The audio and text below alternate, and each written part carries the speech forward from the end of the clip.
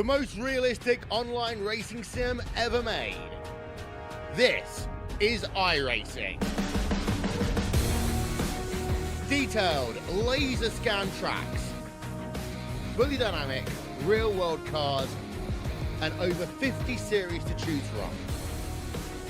6 online world championships offering over $400,000 in annual prizes. This is the original esport racing game. This is iRacing.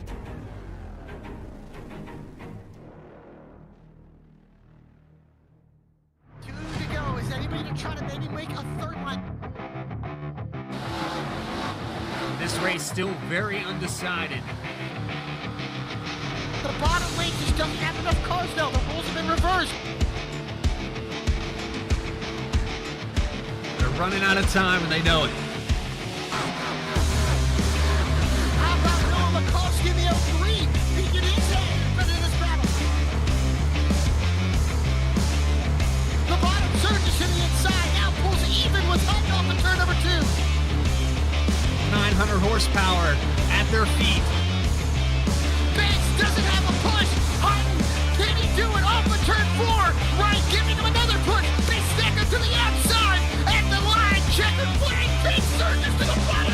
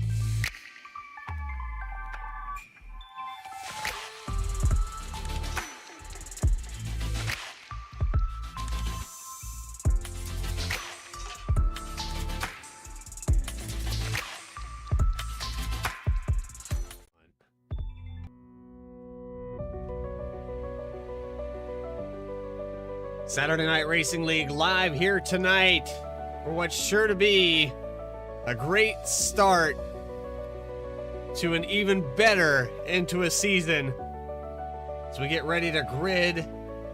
I'm alongside Connor Horn here tonight live on V-Speed from the virtual WATKINS Glen Motor Speedway. It's Saturday Night Racing League live. I tell you what, I had an introduction, I had all these things that I wanted to say, but at the end of the day, what really matters is who's going to beat Jeff Wright here tonight, Connor Horn. Yeah, I would have to agree with that.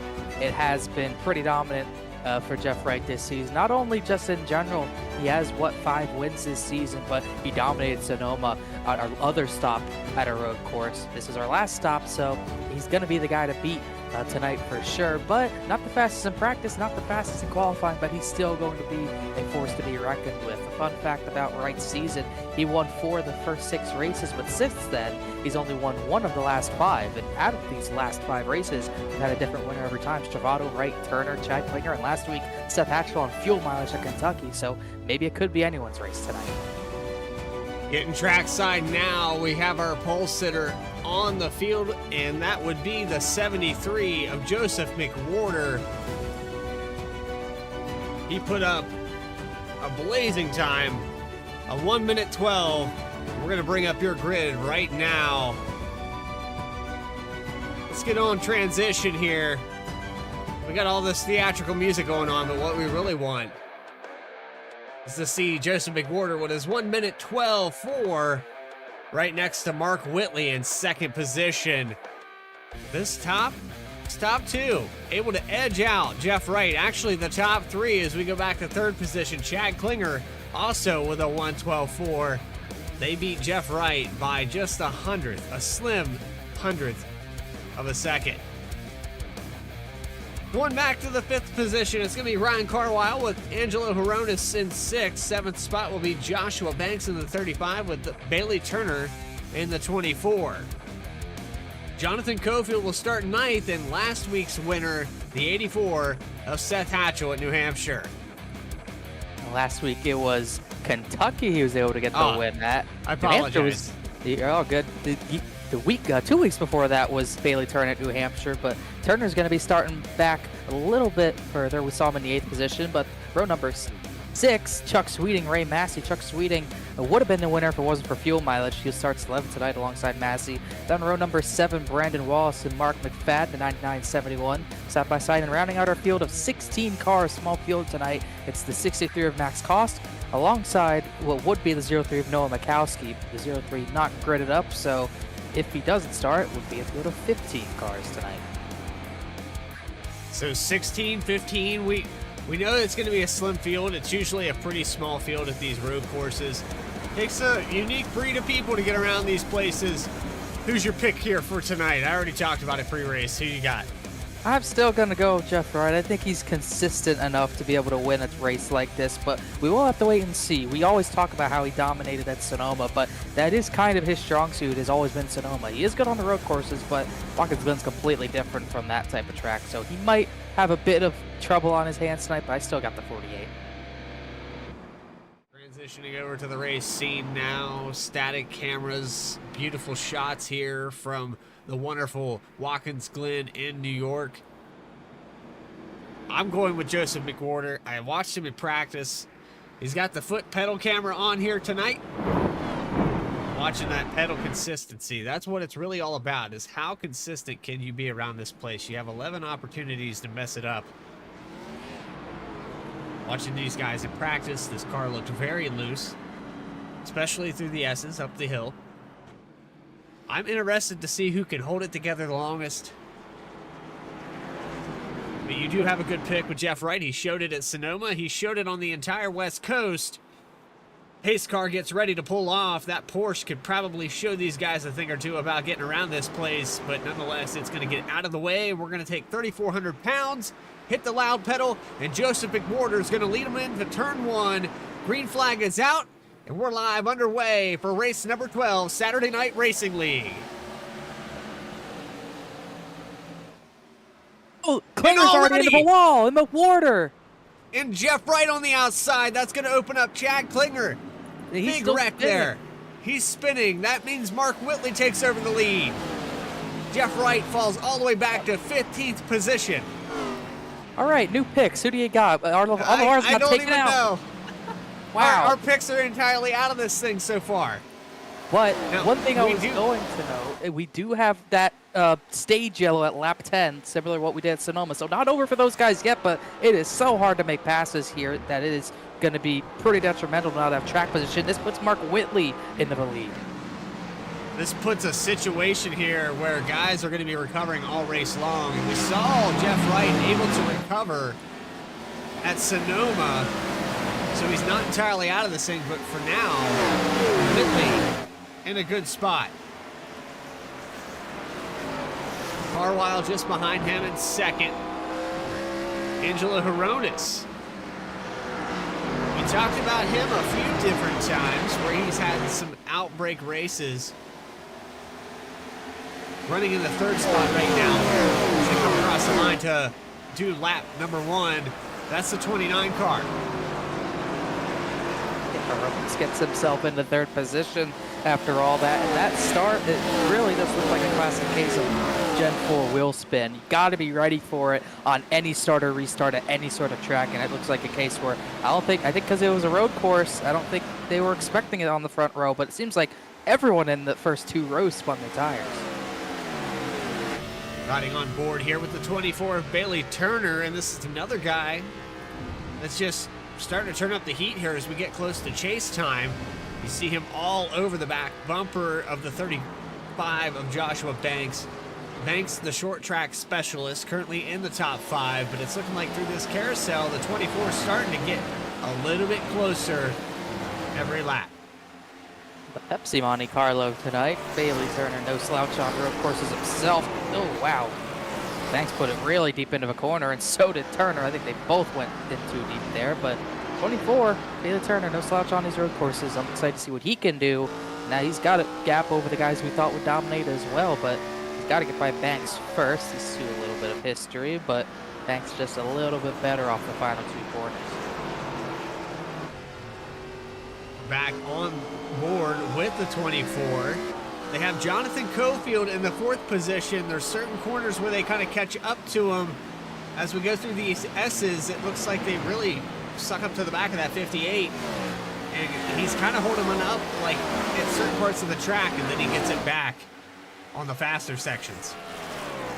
Let's see what he does to the bus stop here. Going to be crucial to not lose it over those huge curbs, because he'll be putting all 4 tires over these curbs all race long, like you saw all 3 of those drivers did right there. And you can see Banks just getting through there a little bit better than Cofield. He's getting some clean around the nose through the carousel, but right there, that's where it costs him on exit. He loses time to the 58, and the 24 gets a run on him.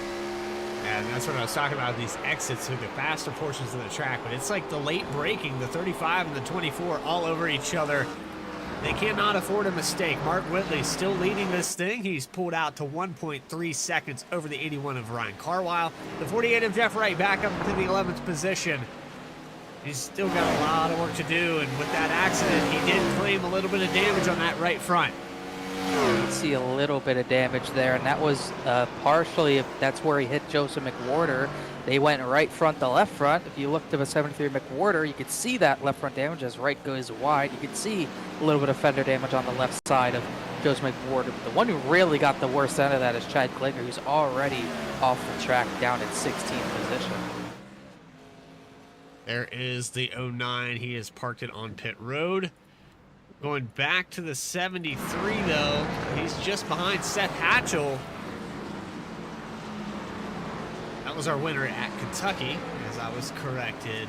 Bailey Turner gets the win at New Hampshire. So we've had a couple different winners here in the last couple weeks. Jeff Wright on the schedule wasn't looking good for him here for the last couple weeks. And it looked a little bit better this time, but all of a sudden, he didn't even make it a turn, and that was kind of thrown out the window a little bit. Not putting down bad times, but that 77 still looking to be the fastest driver on the track in clean air in the race lead. Nothing behind him this time by.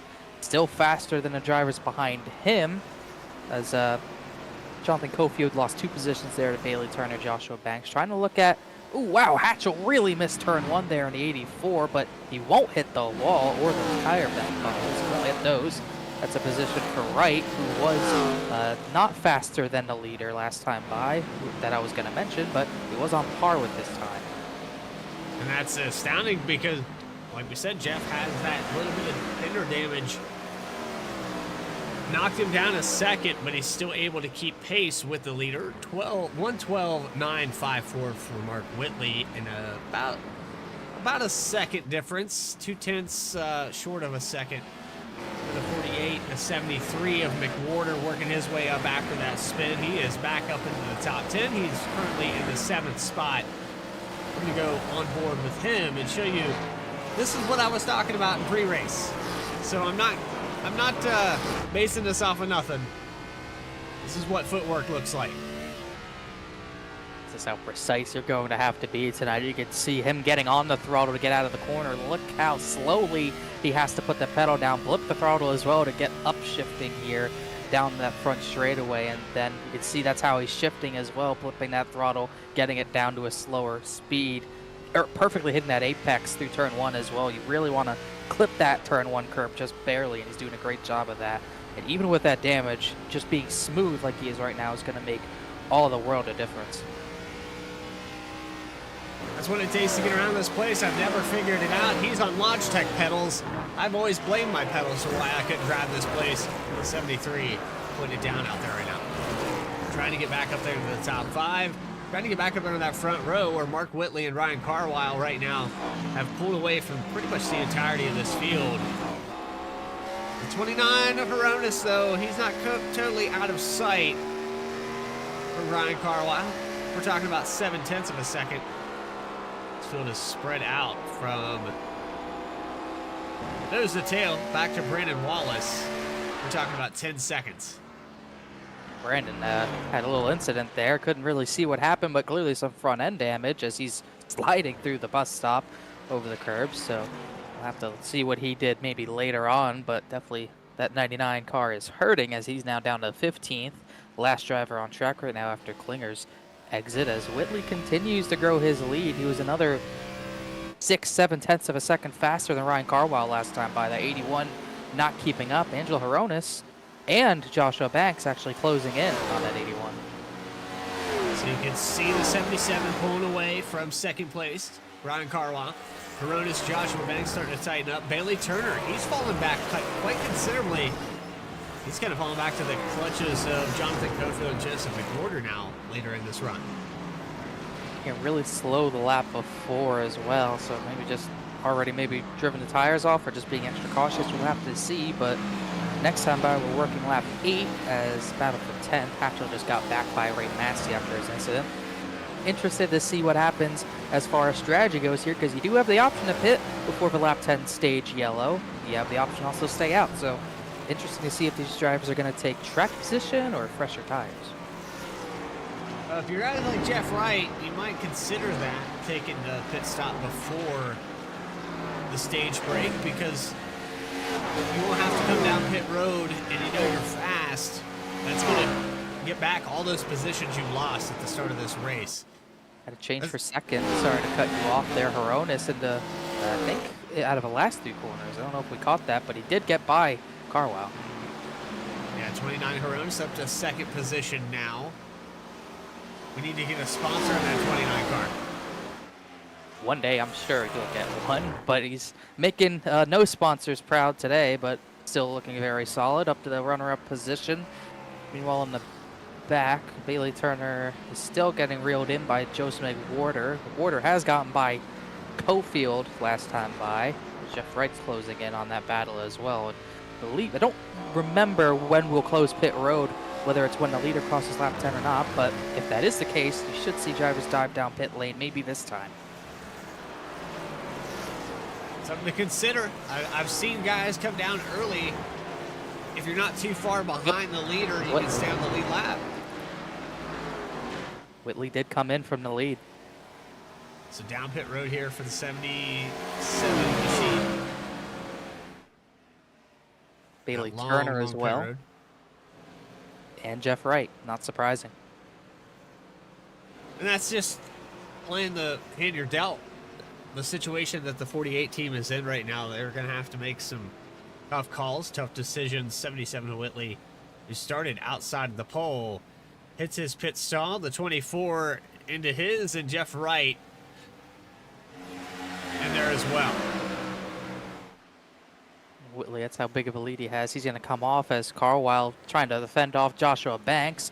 Could be the battle for the lead on the restart, depending on if these drivers want to come down before they cross the line to take lap 10. Hronis being the leader, he does have the option to do that if he wants, and those guys can follow him in if they want. So we'll see here, this battle between these new top 3, pretty spicy right now. They all seem pretty even on speed, but Hronis just inching away from Carlisle here. Carlisle just struggling to keep the 35 behind, but Hronis really missed the second to last corner there. Big run here for the 35 and the 81. They're going to make a run for it on the outside. Hronis down pit road. Oh, but the caution flew. That he might have gotten a penalty for that. The caution flew just before he entered pit road. Yellow flag up in the air. Hronis might have missed the bubble here to have a closed pit road.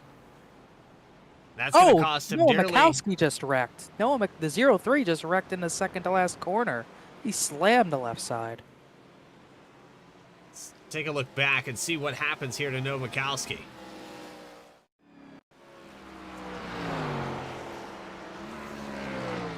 See right here. He hits. Yep. Oh, got up on the rumble strips and it threw him around. You want to use all of them, but they can jerk you sideways if you hit them wrong. You see right there, he just lost grip on it and slammed that bundle of tires.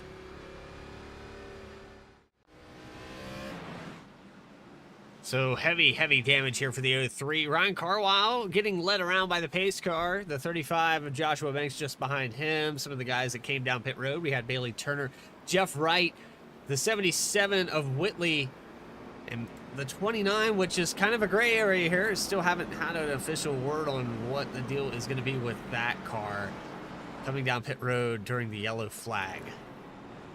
He did get out ahead of Whitley, so if he entered a closed pit, he would have had a hold penalty. So considering he got in front of a 77, I'm going to assume he's good. And as far as the people who pit before the yellow, I think he is going to come out first. And then it'll be Whitley, then Bailey Turner. So it's gonna official timing and scoring is showing him in front, but do they close pit road as a courtesy to make sure drivers don't come down pit road during the yellow? Because it's kind of an advantage there for the guy to hit pit road as the yellow flag comes out, if I'm not mistaken. It's just part of strategy, I suppose. The thing about the yellow being thrown there is usually it's when the leader takes lap 10. But the yellow, as Joshua Banks is going to stay out, everyone else pits. That's going to be a little surprising there. Usually, it's the caution was thrown as they were in the final corner, a little early, in my opinion. So, like I said, I assume since Hronis was able to get in front of Mark Whitley, who pit the lap before, there shouldn't be a penalty. And opening pit road here is just part of the way it goes, as everyone pits except that 35 of Joshua Banks, which is a little bit surprising here. Yeah, staying out here, he's the only car that's still out on the track on those old tires. Maybe missed pit road, missed the queue. That's going to give a big advantage to everyone behind him. Joshua Banks, maybe a sit and duck here on this restart. We'll have to wait and see if he comes back down pit road. He has a second opportunity to do so. Mark Whitley and Angelo Hronis just behind him, the 24 of Bailey Turner. Jeff Wright, who hit pit road 2 laps before the stage break, going to be in 5th. So good recovery. Thank goodness for the stage break, because some of these guys would just be completely out of this race. It is going to be a very interesting restart here with drivers on old tires. We already saw drivers wheel spin and wreck on fresh tires, brand new tires, and now you got Banks on what are going to be basically 10-lap old tires. That's going to be interesting. Hopefully we have a clean restart. These guys can get back racing green and we don't have any issues. Saturday Night Racing League, Watkins Glen. We're going to go side by side for a moment because pacing around this track takes an eternity. We'll be back right after this quick commercial break.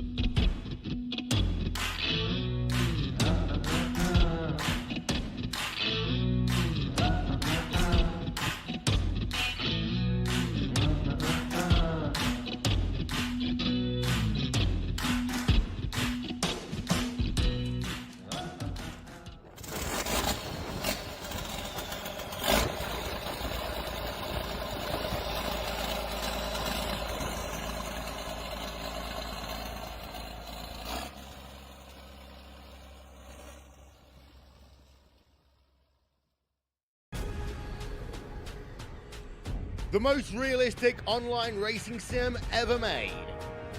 This is iRacing. Detailed laser scan tracks, fully dynamic, real world cars, and over 50 series to choose from. 6 online world championships offering over $400,000 in annual prizes. This is the original esport racing game. This is iRacing.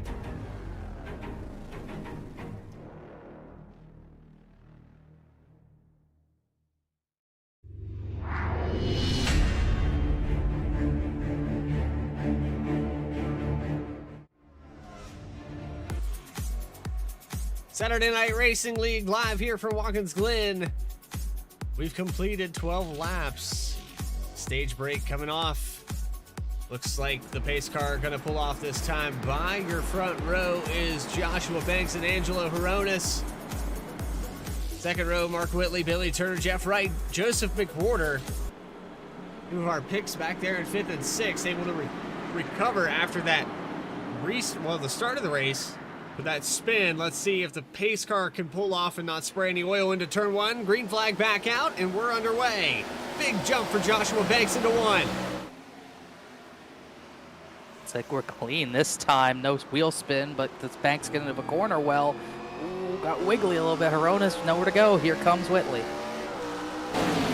Almost side by side as they go up the S's. Banks able to recover just in time, but that does open up the door for the 77 just behind. Oh, they almost into the wall. Jeff Wright, they're going to be 3 wide into the bus stop. That's not going to work. Let's see if they can make it work, because they're going to have to. The 73, the 24, and the 77 through the bus stop. Contact with the 24. They get through it. Wow. Jeff Wright into the top 3. Oh, boy, I can see McWhorter. He is hungry. Yeah, I can bet he is, but they got a ways to go before they get the Banks and Horonis. I thought Joshua Banks would lose the lead in a corner, but he's actually kept it pretty tidy on older tires so far. But Horonis, you can tell, has got much more grip to work with. He's got to work fast to get by this 35, or else Jeff Wright will be there. Right in the 3rd spot, 0.8 of a second separating them as they come down the front straightaway, down this giant hill and peeking to the inside now for the lead, the 29. Over the curb, look how much ground Jeff Wright made up in that one corner, and they're going to stay side by side. That right front fender damage on the 35 probably not helping. This is where he's going to really lose some time on older tires. Horonis clear. Horonis really loose there up through the S's, but he does get clear. That opens up another opportunity. Oh. Side by side again, almost through the bus stop. 73 had a great run, McWhorter. Great racing here. This car's bouncing over the curb, using every bit of it. Now the race is just to see who can get by Joshua Banks first. It's going to be a huge race. Look how sideways that 35's getting. He's starting to struggle as he gets in dirty air, and this is exactly what Horonis needs. Clean air with the 35 on older tires, holding the rest of the field up for a little bit longer. Oh, but he missed the final corner. He's going to open up the big door here. Horonis is a little bit off pace, though, compared to the 35, and that's surprising that Joshua Banks is able to do what he's doing with these 15-lap-old tires and 10 of them being green. Here's the position now for second. I don't think he's going to be able to fight with Wright, but this could be where the 48 gets a gap on McWhorter, but McWhorter is going to follow him through. Now Banks is going to really start bleeding here, and this is not what Mark Whitley wanted. He did not have a great restart. Now he's stuck behind the 35 until at least the bus stop as Horonis gets another gap under him. On the outside there, he had the run, but the door gets closed. He's going to make another door into the bus stop. Had to back out. Banks really fired it in there to defend on him. Now the 24 of Bailey Turner almost got to the back of the 77. A little too deep through the bus stop. Now Whitley gets gap on Bailey Turner, but he's still got to work over that 35 of Banks. I gotta say, if Joshua Banks could not lose too much time on his strategy, it could work out pretty well for him. Got to get creative here, and a little bit of damage there in the 35. Kind of matched up with what the 48 of Jeff Wright had a moment ago. He came down pit road. Oh my goodness. Horonis almost spun off the corner. Jeff Wright's got to run. Maybe into turn 1.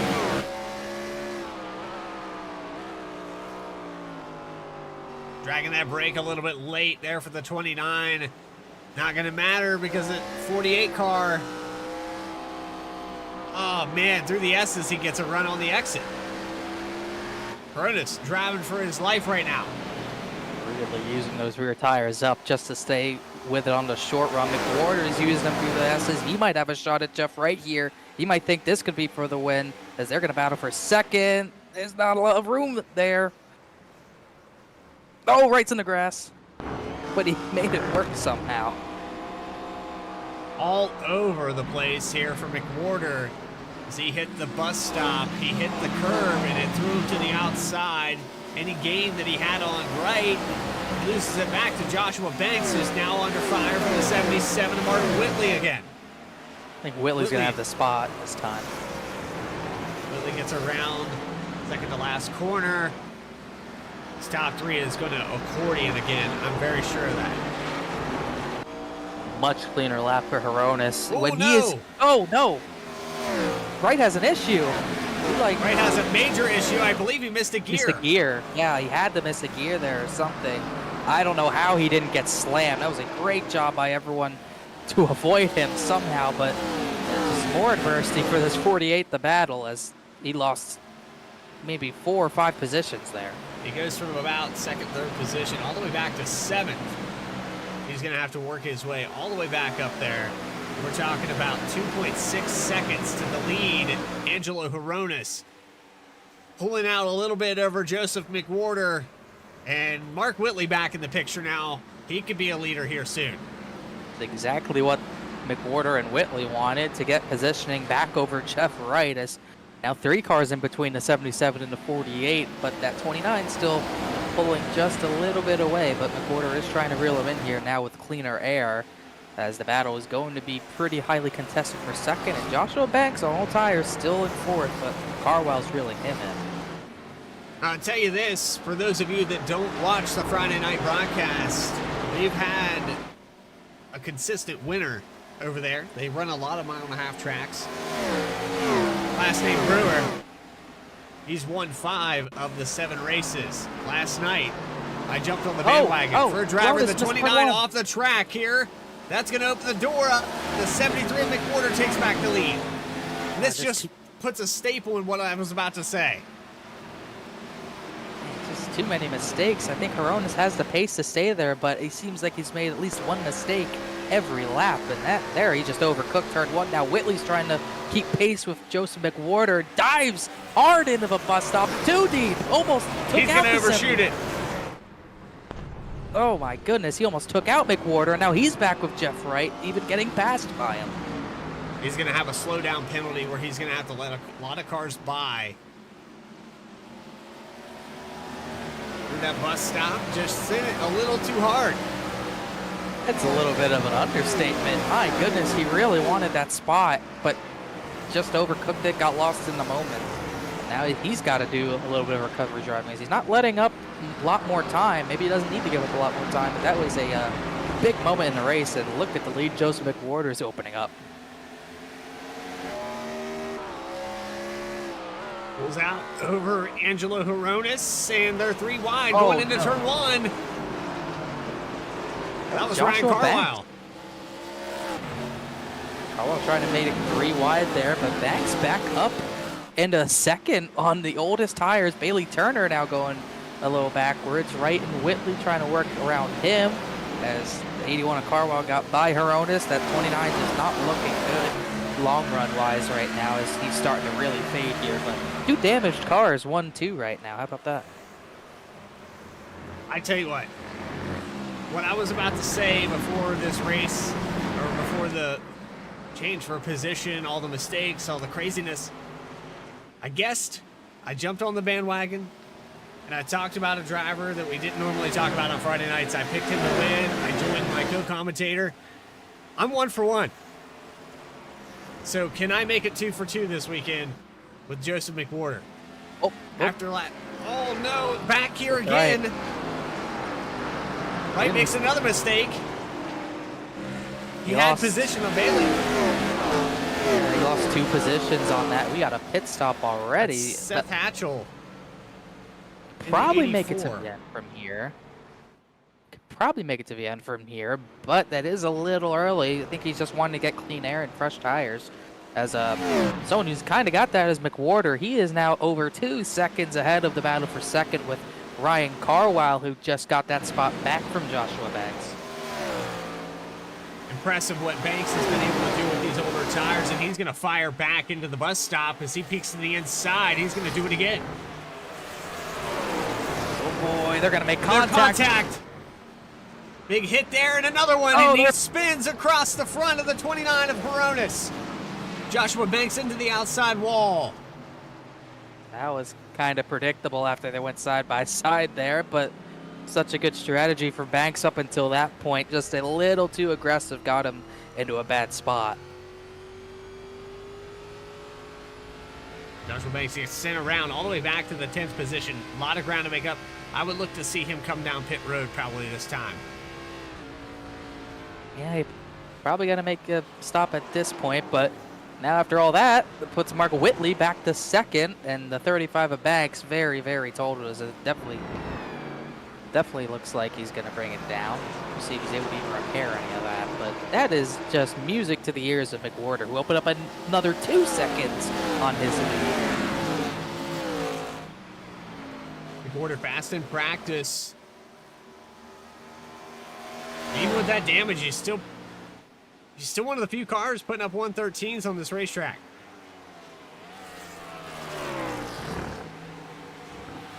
And last time by, a full second faster than Whitley, 2 seconds faster than third place Hronis, who's really pushing the bus stop. My goodness, those guys are really sending it over those curves, but you see Hronis still struggling. But all that shuffling put Bailey Turner in the 4th, Jeff Wright back to 5th. You can see Carwell there, who's got some right front damage himself after that contact, back to 6th. Chuck Sweeting in the 75. We talked a little bit about him last week when I'm talking about the right week, correct? He was leading the race towards the end and the fuel strategy? Yes. Yeah, we're on the right week. Yes. All right. They're all starting to blend together. You know what I'm talking about. I do know what you're talking about. If Hatchell and Wright don't make it to the end, he wins that race. Just got caught out by strategy as Hronis way wide in one again. He's going to lose 3 positions in one corner here. As now Carwell goes by, really struggling here, as that's going to put Bailey Turner to the top 3. With Carwile and the bus stop, he lost a couple positions. He's back to 5th. A little bit of, it looks like right front damage on that Subaru Impreza. It's so weird to say in a NASCAR race, but he's out there doing it. He's the only Subaru on the track. The manufacturers want him to perform at his peak, and he's doing so in the top 5. Gotta say, McWhorter's not out of the woods yet. Last lap, Whitley took 9/10 of a second out of Joseph McWhorter's lead, so not out of the woods quite yet. These two are going to battle pretty hard, I would say. 114.5 compared to Whitley with a 113.6. That's almost a full second. Let's see what they are this time. 114.8 to 114.3. He's still catching. And meanwhile, for third, Jeff Wright looks to the inside of Bailey Turner, but 24 won't give it up easily. He's able to stay ahead, even though the 48 poked a nose in there as he blinks out quickly. But Turner with good pace after not looking good on the 10-lap stint we had. Looks much more controlled here. Those Hendrick teammates have been going at it all season long, talking about the points and all the things that have been going on. It's been tight between these two. Bailey knows that. Had Bailey been doing full time, he'd probably be the closest driver to Jeff Wright, but only a part-time schedule up to this point. This is only his 5th start of the season, and he's got a win to his name in those 4 previous starts. So he's definitely got speed to compete with the 48 if he ran enough races, but definitely showing what he can do right now. Moving on through your top 10, we're halfway through this race, and you know what that means. It stops, Joseph McWhorter's going to come down pit road. Apparently, that's what it means. Yeah, this must be the time as Jeff Wright also peels off from 4th. McWhorter looked to be in a good spot, but that 77 Mark Whitley, who does take the lead now, was reeling him in pretty quickly. I think that had something to do with that pit stop. So down pit road here for the 73, and you can see that 48 kind of staggered and tracking down the tracking down the track, for lack of a better term. Down into pit road here for the 73 and the 48. The 09 still on pit road. This gives the lead to Mark Whitley, and I was just about to hit the button. No better time to do it. We've got a Harpoon Design machine on screen. We're going to do Harpoon Designs. Bring the noise for these next couple laps. Let's do it.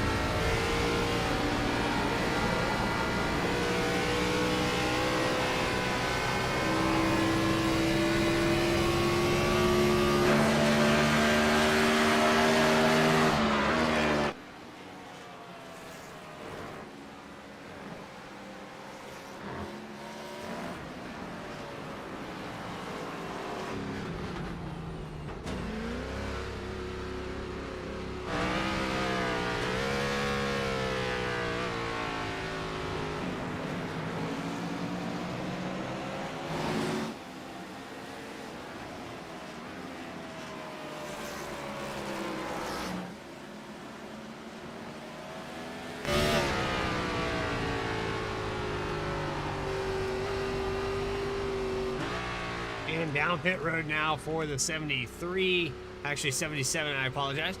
And he's going to come down that long front straightaway. Bring the noise, brought to you by Harpoon Designs. Let's hit the right buttons and get this back off your screen. Ryan Carwile probably going to take over the lead. No, he comes down pit road. That means Ray Massey in the 23 is going to do it. And he's really the last driver to pit here besides maybe Seth Hatchell. But Hatchell, even though he hadn't pit, he still comes out, McWhorter still came out in front of him. So really just Ray Massey we're waiting on. And we're also going to see how big of a lead McWhorter has over Mark Whitley. It's going to be pretty big, but also that tire advantage is going to be pretty solid as well.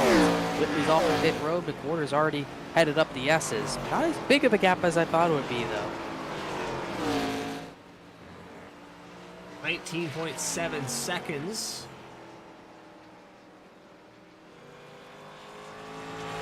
15 laps on this stint. Pretty much pit right as soon as they went back green in the 23. Shouldn't be too much longer until he pretty much has to come down. These tanks won't go. He might be able to get maybe 30, but he definitely won't go to the end from here. As it looks like he's coming now.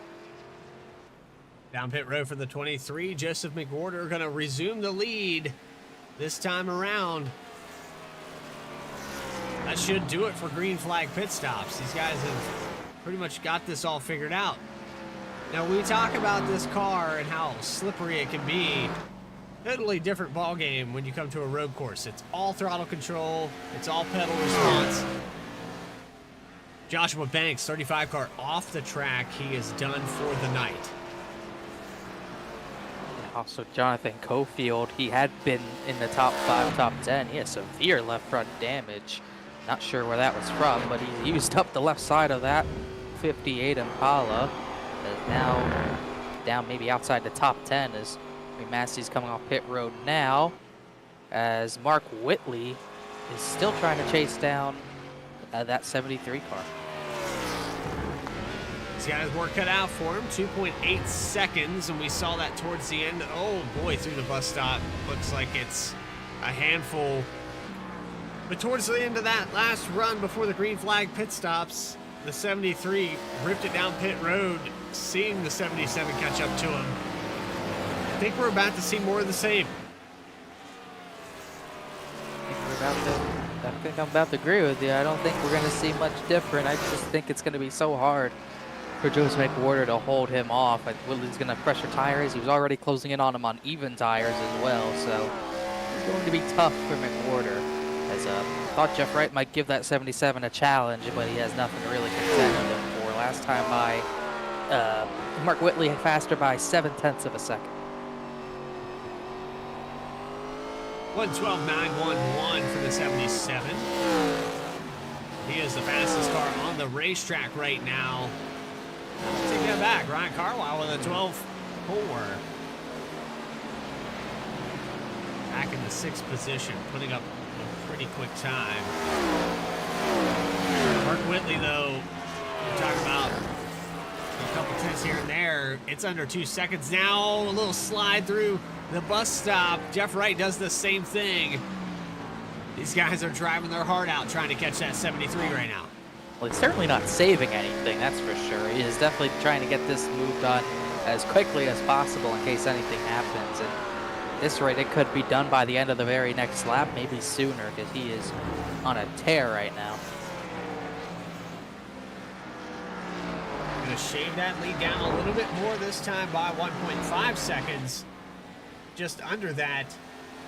As they go into turn 1, Jeff Wright also cutting away at that lead, 3.6. He's about a second, 2 seconds back from second place Whitley. Seth Hatchell in the 4th position, getting passed by Bailey Turner as they go into 1.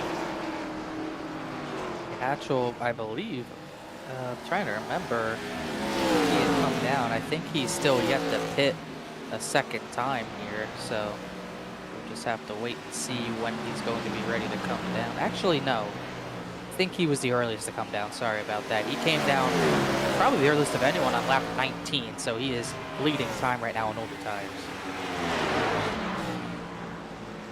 In the bus stop here, Ryan Carlisle just behind Bailey Turner, who's trying to chase down Jeff Wright. Less than a second separating our leaders now. About to get interesting between the 73 and the 77. For how long is McWhorter really going to be able to fight this? Remember at Sonoma, Chad Klinger was on even tires with Jeff Wright, somewhat even, but even he couldn't keep the 48 behind. Now it's a similar situation with McWhorter trying to hold behind a much faster Mark Whitley. He could be dialing it back a little bit, trying to save those tires. He does have that left front damage, which could be hindering him as well. Drives it into 1. It shaves down a little bit. Back on board here with the 73. And let's look at that pedal work. Come to good use. Meanwhile, Carwell by Turner for 4th, Veronis by Hatchell for 6th, but this battle for the lead is what's heating up right now. You can see that pedal work's helping him a lot with keeping the tires on it, but I don't think Mark Whitley's doing any of that heel toe stuff right now. He's just mashing the throttle down and getting through and using those tires up. So tough to not drive with the mirror right now if you're the 73, because everyone's in it. He's got some lap traffic in front of him, though. He's going to have to contend with. It's the 71 and Mark McFadden that they're going to have to get around.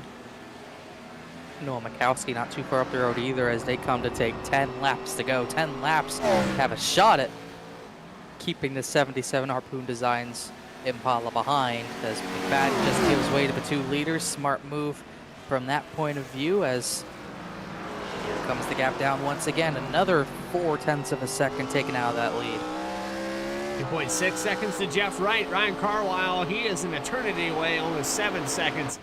Race is really going to be, realistically, amongst this top 3. There's still plenty of time for Jeff Wright to work his way back up here to the lead. If the 77 gets the move done quickly, it might not even matter here as he is on the same tires as that 73 McWhorter as they come over these bus stop curbs. Fans' progress slowed a little bit since he caught McWhorter. Is that 73 hanging on for everything he's got?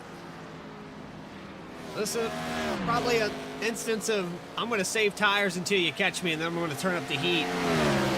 4/10 of a second as they go into the last two corners. Whitley, what a run there off of the final corner the last time by. Let's see what he can do this time.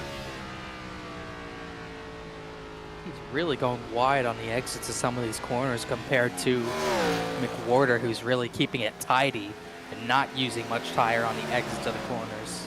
Not close enough for a dive into turn one, but you see just a little bit deeper on the brakes, and that time by, the gap, actually McWhorter was faster by maybe 0.02 of a second, so since Whitley's gotten to his air, they've been very even.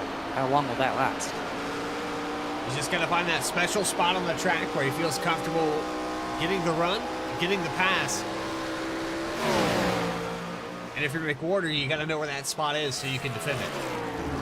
Yeah, it's going to be all about the fence here and all about making Whitley uncomfortable in making a pass, but that's also going to be Whitley's goal, trying to make McWhorter uncomfortable under braking, always peeking your nose out, showing the nose. Oh, we got a crash right in front of a leader. Is that Mikowski? Yes, it was. The 3 of Mikowski, who already had that heavy left front damage, adds to it. Let's take a quick instant replay here and show you what happens. He gets loose in the carousel, goes around, and now he cleans up the right side. Just got too wide there, and once you get outside the groove in the carousel and you get on the flat, you're going to be that barrier, but lead hasn't changed yet. McWhorter once again stays ahead of the 77. He's holding him at bay. 0.3 of a second. Hasn't really grown, hasn't really shit Frank, but Jeff Wright. Yeah, I was about to say. He's starting to come into this picture 2 seconds back. Got a little loose there in one. But he's still gaining. Last time by, it was about 3.5 over Whitley and McWhorter. You gotta think, if you're Mark Whitley, you're gonna start seeing that 48 get bigger and bigger in the mirror. You're gonna get more and more aggressive trying to pass this 73. Under 2 seconds here as they go into the bus stop, and the 73 McWhorter. You're my pick, guy. I am biased right now. I'm just gonna shout it out. You gotta get this done. You gotta hold yourself together. Your mirror's about to get really full for the next 5 laps. He actually gained some time on Mark Whitley there. Can't tell if the 77 was trying something different or maybe just drove it in too deep into the carousel, because he lost a lot of time in the center of the carousel, and that 48 is barreling down on him now as that 73 starts to open that gap back up a little bit. Just rolling my way through the field a little bit here for a moment. Ryan Carlisle and Bailey Turner starting to close back up on one another. This is for the 4th position. Angelo Horonas, who led some of the laps on this restart, he's back in 6th, but he's stabilized. I don't think he's going to lose much more, as you got 4 seconds back to Seth Hatchell. That's a pretty considerable gap unless the 29 makes a mistake. The 75 of Chuck Sweeting in the 8th spot. Ray Massey, who was last to pit, thought maybe the tires would help there, but it just kind of a situation where he was on older tires longer than the rest of this field. Puts him back to 9th. Max Cost, how about that? Getting around this place in the top 10. He has a good shot here of about 2 seconds ahead of Brandon Wallace to get 10th spot. A little further behind is Jonathan Cofield, even with that front end damage, faster than the 2 ahead, so he could take that top 10 back where he was running earlier. And he's the last driver on the lead lap. Then it's Mark McFadden, who we saw let the leaders by. Noah Mikowski, who we saw get in that crash in the carousel. And that's all 14 of our drivers still running. Ending with Mikowski. Joshua Banks, Chad Klinger, the lone drivers out of this race. Says, meanwhile, at the front, that battle for the lead will not go away, and we're about to enter a 3-car battle for the lead. Jeff Wright is pretty much there. 3-car battle? Nothing better here. Watkins Glen could be the best race we've seen all season long as we approach 5 to go. 35 laps in this race, 34 and a half if you want to get technical. Thought the 77 had a run there out of the S's. He better get with it because Harpoon Design needs to get to the front. Jeff Wright's there. So does Lowe's. They got to get to the front as well. And if Whitley does not get there, Wright will take it from him and go for it himself. He is consistently the last 5 laps been the fastest driver on the track. And he will make quick work of these two if they're not careful. Talking about last time by a 13.9 for Jeff Wright. He was 3 tenths faster than Mark Whitley, 5 tenths faster than Joseph McWhorter. He is all but there. These guys have got to go. If they're going to get side by side, Jeff will definitely put it in there. With 5 to go, you see that white flag, you're going to make that move on that 1 lap to go. Yeah, the virtual flag man, I'm sure, given the 5 to go signal, is once again McWhorter with pace over Whitley that time by actually over a tenth faster than Whitley last time by, and Jeff Wright obviously closed in another half second. But like we saw with Whitley when he caught the 73, is Jeff Wright can have that same effect with the dirty air where he might catch a wall there. Look at the wheel work. We're talking about the pedals this whole race. Look at how he's working the wheel. Watch this bus stop.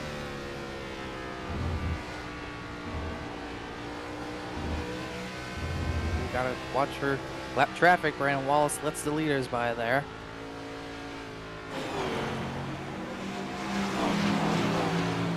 Danny hold on to it. 4 laps to go when they come around these next 2 corners.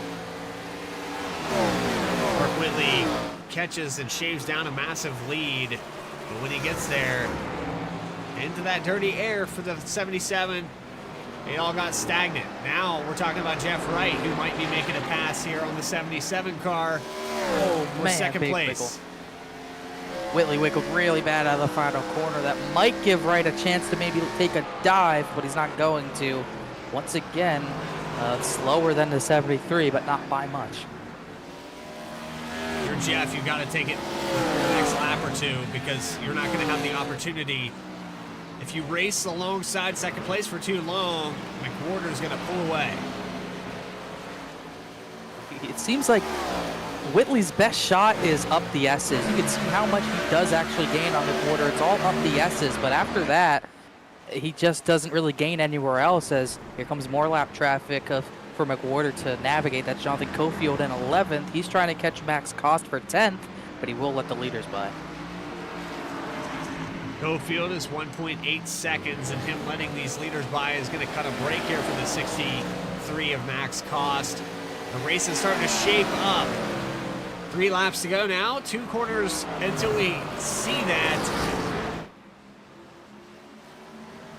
Cost is going to have to get out of the way as well. More lap traffic. After that, we're clear. Mark McFadden's in the bus stop. He'd be the next driver. So Cost is going to let the top 3 Cost go. is really letting it by, though, and that's going to open up the door for Cofield. Cofield takes away a position. Too much loss for the 63. I was about to say that. Gave up too much time there, but that is good, though, because it gives the top 3 clear air between those 3 to the very end from here on out. And McWhorter lost time that time by, and we know how much better the 77 and 48 are up the S's.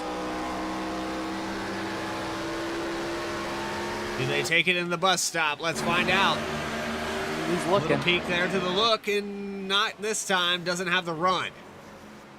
Just reminding him he's back there. Sometimes filling up a guy's mirror is one thing. When you disappear from his mirror, it's a whole nother. Where did he go? Please tell me that everyone here has watched Top Gun. I know I have. See, Jeff Wright kind of losing touch with those top 2. I think Whitley's making his push right here. He got all up to the bumper of the 73 into the second to last corner, but lost some time in the final corner. Only 2 laps left. 2 to go. McWhorter can make me 2 for 2 this week. Pull of Jeff Gordon. We'll let Jeff Gordon. Let's see what he's got. 2 laps to go. Jeff Wright, the dominant driver, and all of these road courses. Well, I say all of these road courses. I mean Sonoma. But a lot of these tracks this season have belonged to the 48. Here we go. These last couple weeks, we've seen several different winners. I think this is an opportunity for number 3. Really thought Whitley would take a look to the inside, but he gains all his time in the final part of the S's, but on the very exit is where he loses too much grip to get alongside that 73.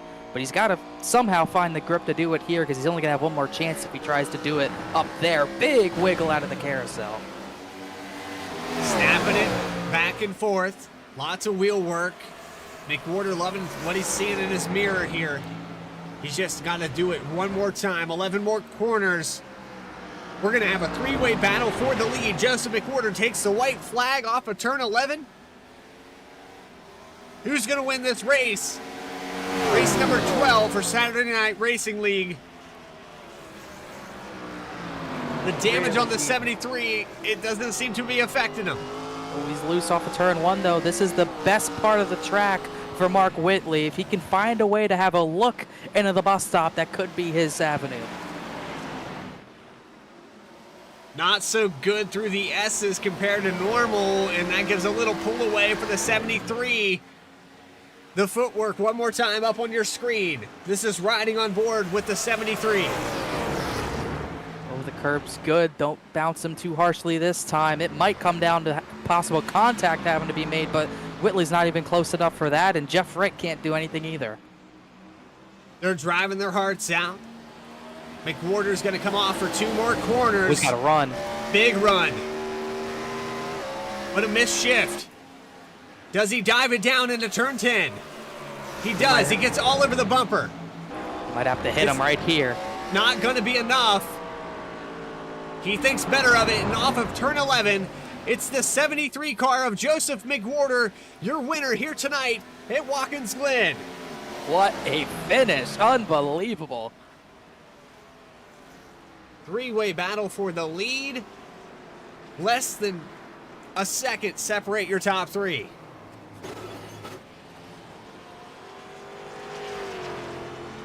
That is incredible. That was incredible. 3 drivers, pretty much even pace to win it. Thought McWhorter was a sitting duck for Mark Whitley, but Whitley, the dirty air, hurt him. Then we thought Jeff Wright was going to get both of them, but he had the same issue. When he got to that wall of dirty air, there's just nothing you can do, and McWhorter played defense to perfection. Did an excellent job, and I talked about the tire saving that it might take, and it seemed like that might have been the case because you saw that lead shrink quickly. Mark Whitley caught Joseph McWhorter by over 2 seconds and about 5 laps. But once he got there, he couldn't go anywhere, and he knew his strengths and weaknesses. He tried to exploit that, and McWhorter knew him as well. Was able to defend. Excellent job here for the 73, making me 2 for 2 this week. I should buy a lottery ticket. There's no lottery. This isn't really much of a. This is a lottery that was guaranteed to have a good shot at winning, though. This isn't a lottery you had a great shot at winning every time. But I'm just gonna play the numbers 7-3. I don't care about the next 3. I don't need those other 3 numbers. And I do have to gonna say, put it down. I do have to say, big props to Mark Whitley. We've seen at real life Watkins Glen where the winner ends up cleaning out someone for it. Oh, make it past inspection. But we've seen in real life the contact made to get the win away in real life. I give a lot of props to Mark Whitley for not doing that. I mean, in those situations, it's hard not to go about it that way when you've been following a guy for 10 plus laps. But these two going to do a burnout, a little handshake, if you will. Congratulations to the 73 of Joseph McWhorter. We've got interviews with your top 3. We're going to get down pit road and down victory lane. You're watching the Saturday Night Racing League broadcasted here live on V-Speed. We'll be back right after this.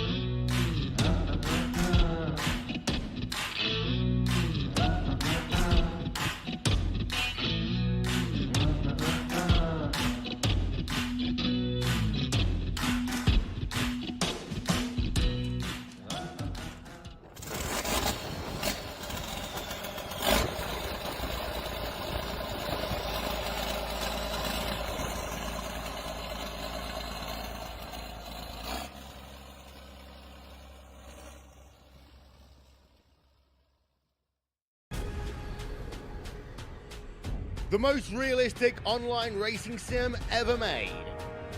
This is iRacing. Detailed laser scan tracks, fully dynamic real world cars, and over 50 series to choose from. 6 online world championships offering over $400,000 in annual prizes. This is the original esport racing game. This is iRacing.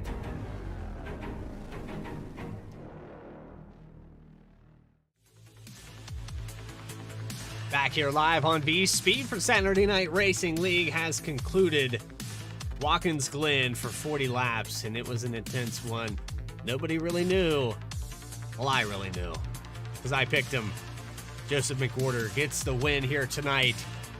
We've caught up down on pit road. We have your top 3, and we're going to talk to Jeff Wright in the number 48.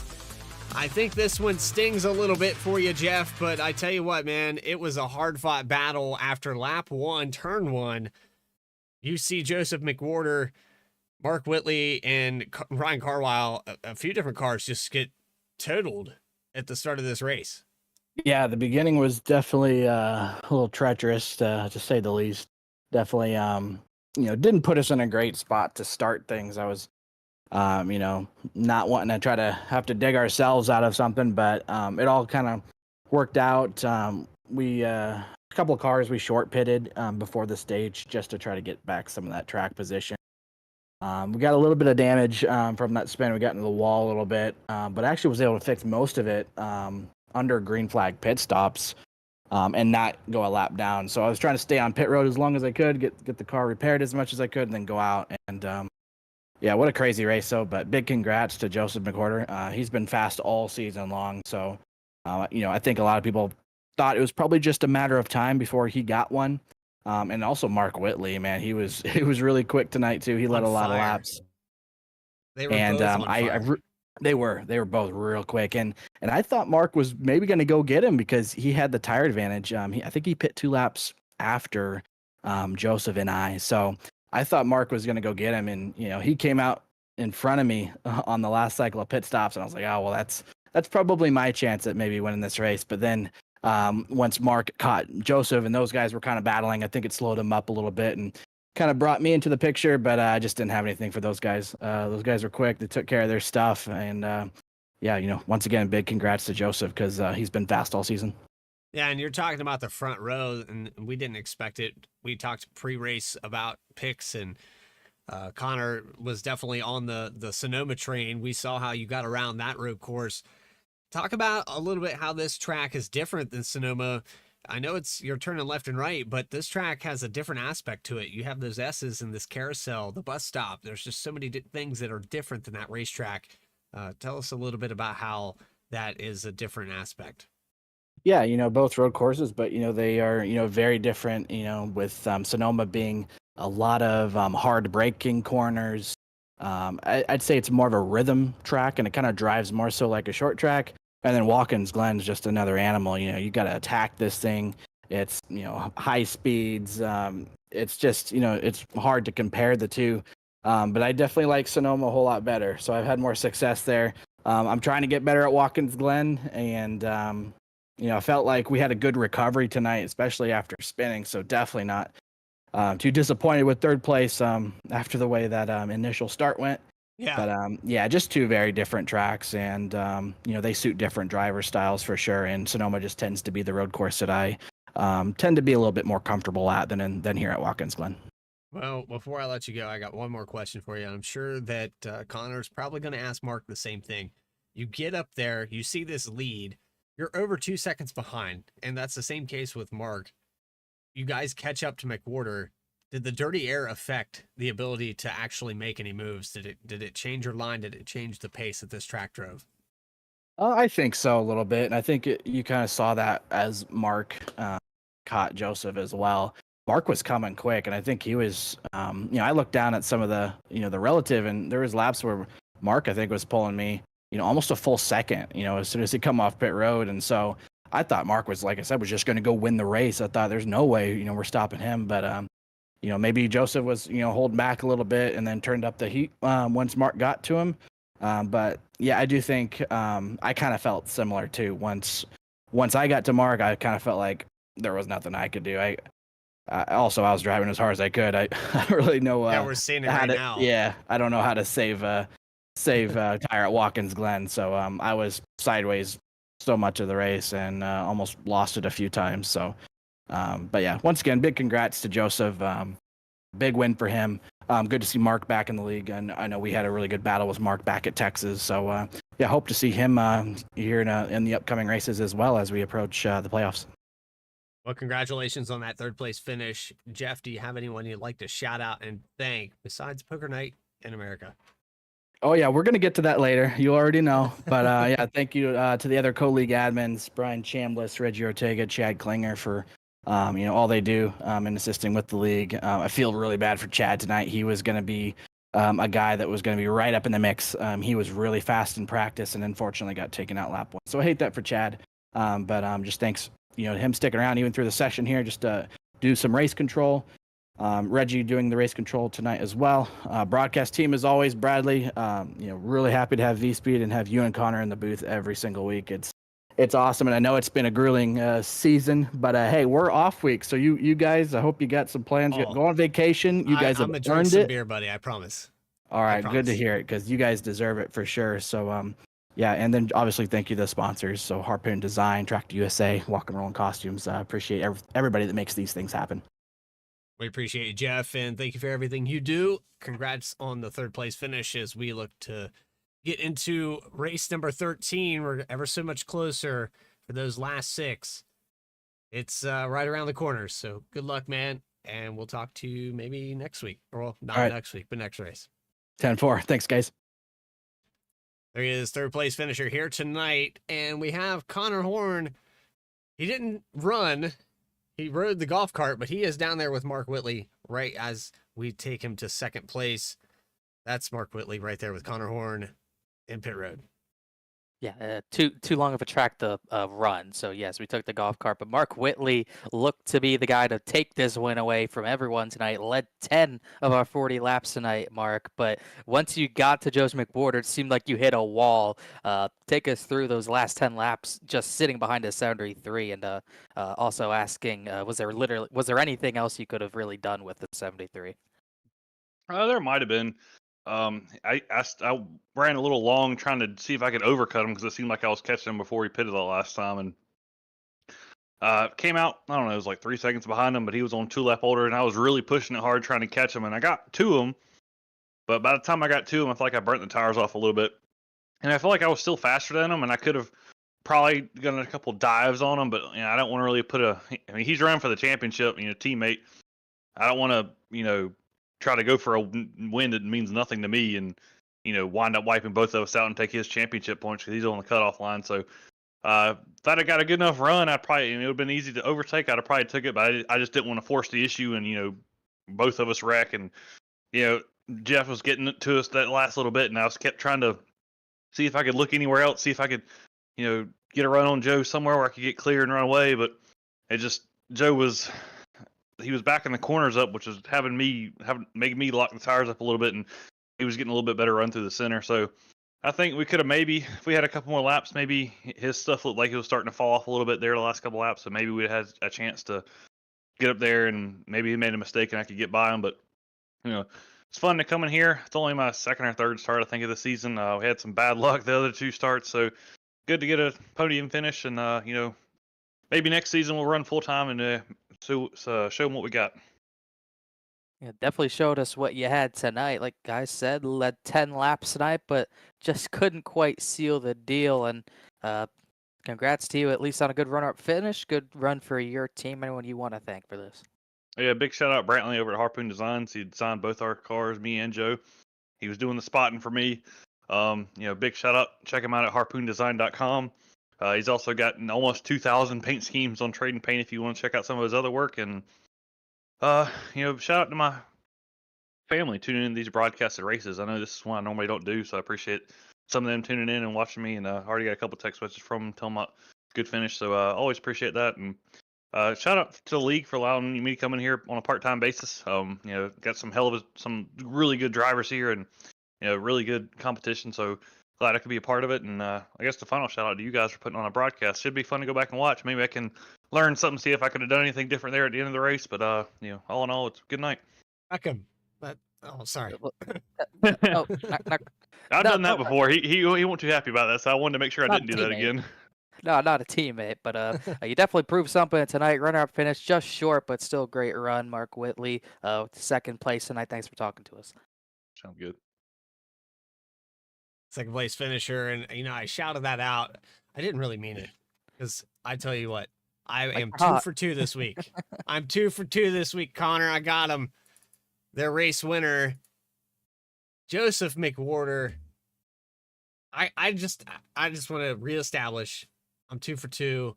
We're gonna put the face camera up there because I specifically requested that you put it up there. Joseph, you look like you're sweating, my guy. Yeah. I can't say what I said in the race server, but yeah, I am very hot, Yeah, I very could feel it. tired. Mark was all over me. I got to a 3-second lead, and I was just tight, still had damage, and was just trying to save tire and short shift. And I knew he'd get to me, and then I just had to play it. He and I were in Discord together, and he kept making moves like he just couldn't. Like I was just breaking in a little bit deeper than he was, and just trying to keep him behind me. But I'm tired. The air conditioning at my house went out today, so it's like Perfect timing. it's like 100 degrees and the hottest race of the season. So I'm tired. That's full on simulation. Anybody that says that this stuff isn't like hard work is a liar. This is, I swear, I sweated more doing that race right there than I did the actual race at Daytona this year. Then again, I had way more cooling capabilities than that thing, but like, good God. I can tell you this: it's full immersion when your AC is shut off and you're pumping them arms. You got that sweat going. You got a teammate behind you. You got a Jeff Wright in third that catches you from 2.5 seconds. It's a lot of work. Yeah, it definitely was. It was a lot of work. I mean, it's just like I said. I mean, it is a lot of immersion because the car that I drove last year at Daytona for the 14 hours, it didn't have any of the cooling capabilities that the car that I drove this year did. And I mean, that's about as close as you can get right there. Plus, I've changed my force feedback to be more, so it's a lot more in the arms, and it helps me feel a lot better because all the real life cars that I've driven so far have a real heavy wheels. So the Miata last year didn't have power steering. That's why. But oh man, it feels good to get the win off the back. I mean, we've been up there a lot this season. It just, we kind of threw one away at Las Vegas. We played strategy right, and had that 5-second lead when that caution came out with only a couple laps left before the final stop. And I just couldn't really, all season long, I've been trying to just recoup that, and I couldn't except for the last few weeks. So I think this is going to put us probably not quite locked in to the play for the chase, but really close. Yeah, and we talked to Mark Whitley about that, how, he's on a limited schedule. He kind of knows that's going on.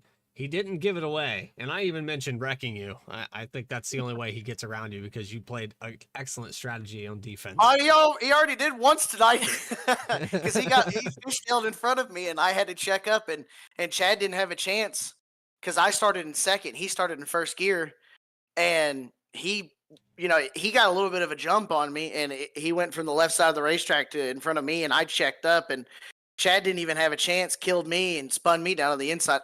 I don't even know how nobody else hit me. I think the slight touch from Jeff Wright. There was I really have no idea, because you had 16 cars barreling down that hill. I had 30 seconds of damage from that small touch with me and Jeff.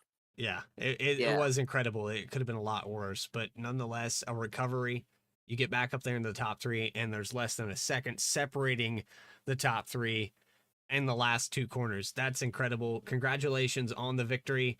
If you're not locked into the chase, you're right on the bubble. I think you're good to go, but we'll get the official statements. Do you have anybody you'd like to shout out, Joseph, to seal this deal on this victory? Yeah, absolutely. I want to thank you guys for the broadcast each and every week. I mean, you guys are just by far so good. I mean, you guys are one of the best broadcasters that I get to work with every week. So I really appreciate all the hard work you guys do and the really cool camera angle tonight. How'd you guys Yeah. like that? Yeah, I I heard you. like it. I think it was either Richmond or I can't remember what track it was, but I was watching the broadcast back a couple weeks ago, and you had just made a small comment. It's like, man, I wish one of these guys had a pedal cam, and I was like, gotcha. So Gotcha. that one's dedicated to you. So Appreciate it. I see you. That was up to you. I want to thank all the admins, the hard work tonight. A lot of really good racing tonight. The lap cars did a really good job of staying out of the way, so shout out to them. Uh, harpoondesign.com. Go check them out. They've got a vote going on right now. I think if you go to their website, I think he has it up there somewhere where you can vote to have his paint scheme put on the Josh Williams machine in the Xfinity series. So go make sure you vote for him. It should be the name of Brantley Roden. So go check that out. Red Camel Racing, as you guys got to see the awesome shoes tonight, go check them out at redcamelracing.com. Whether it be racewear or workwear, they've got everything you need from helmets to coveralls for inside the shop. Driven Motorsports, my teammates, Jonathan Smith, who couldn't make it tonight, Mark Whitley, my spotter, Daryl, awesome job to him keeping me in the game tonight. Reaper Speed Labs, I'm all over the place here. ReaperSpeedLabs.com. Go check them out. They have awesome setups each and every week. They've helped me get a lot of wins in official, so can't thank them enough. I think that's it. I'm ready to get on for the week off and then go to Michigan. I'm excited for that, and I'm definitely excited for Darlington. I think we'll see the 73 car up there as well. You rehearsed it well, man, right in front of the mirror. I appreciate your time. Joseph McWhorter, your race winner here tonight at Watkins Glen. Congratulations, man. We hope to talk to you. We got an off week. Enjoy it. Yeah, I appreciate it. I'm going on vacation after this week, so I'm ready for a rest. Been traveling a lot, so I'm ready for it. Right on. Appreciate your time, Joseph. Thanks, guys. Have a good rest of your week. You too. Race winner, the number 73, making move 2 for 2. I don't know what to say, Connor, other than I'm like Nostradamus here on iRacing right now. I guess so. I'm not good at predicting, but it sure looked like for a while Jeff Wright was going to steal that victory. It's just so wild how the race ended up playing out. We had all three of those drivers at the front we thought would win at different times. We thought McWhorter would be able to hold on after he defended the 77 so long, but Mark Whitley had fresher tires and chased him down over half a second faster per lap. And then once he got to McWhorter, it was just a wall of dirty air. Maybe burnt the tires off himself a little bit as well. So he got kind of stopped there, and then all of a sudden Jeff Wright came into the picture. He was faster than both of them, but he faced the same issue. He got into dirty air and probably wore the tires out a little harshly doing that. As you look at our top 10, those top 3 were insurmountably ahead of everyone else. Top 3 up on your screen. We talked to him. Ryan Carwile going to be in 4th. Haley Turner is going to come home in the top 5. Great race there for the 24. Angelo Horonis, who led a few laps here tonight, going to get 6th. Seth Hatchell, with his win this season, he's going to come home in 7th. Then you have Ray Massey in the 23, who led 2 laps here tonight. Chuck Sweeting 9th. And Jonathan Cofield gets around max cost. You know what? I was told to say this, and I'm going to say it. That move cost him. He said to say it, so I said it. All right. I guess that makes it okay. As speaking of cost, he gets 11th out of all that. One of our drivers who ends up a lap down. Brandon Wallace, who had an incident early on, it ends up 12th. Mark McFadden comes home with a clean race car, down in 13th. We saw Noah Mikowski's a few incidents there out of a second to last corner and the carousel. 14th for him. And then the 2 drivers who weren't able to finish tonight, Joshua Banks, after a dust-up with Ryan Carwile in the bus stop, could not survive that one. And Chad Klinger did not even make it a corner before going out of today's race from 3rd position. Unfortunate there for the 09 and the 35. The 35 was up there in the top 5 during that accident. We hope that you enjoyed tonight's broadcast. I enjoyed bringing it to you. I know Connor did as well. For everybody here at V-Speed, Saturday Night Racing League, and all the people that make this possible, Harpoon Designs, Tractor USA, Walking and Rolling, we thank you for watching tonight's broadcast. If you did enjoy it, make sure you hit that subscribe button and go check out V-Speed 2 when we bring you more flag-to-flag coverage. all season long. Saturday Night Racing League. We're going to be going back live on Monday and Tuesday nights starting in September, VSRL and VTDY. Until then, take care, everybody, and have a great rest of your weekend.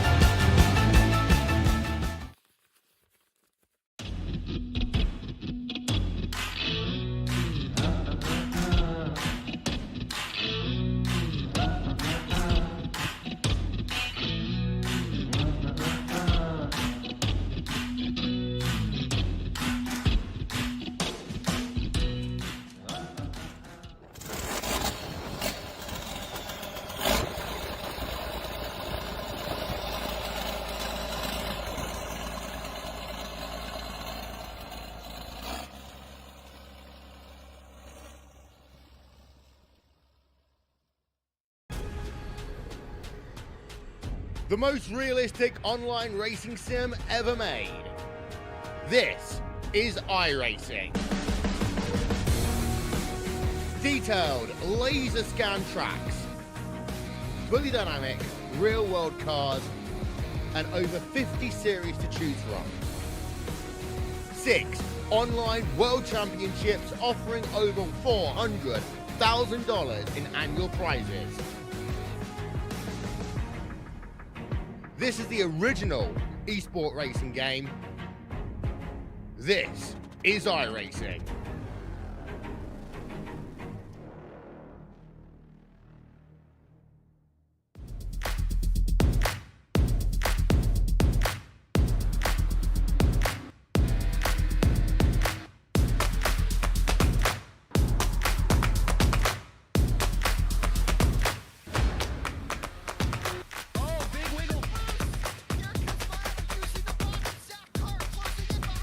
And here comes Milo, big run out of 4. He's going to be there. Tristan Martin's there. Cannot count out to 37. Oh! The ball gets burned! Cabot, where did he come from?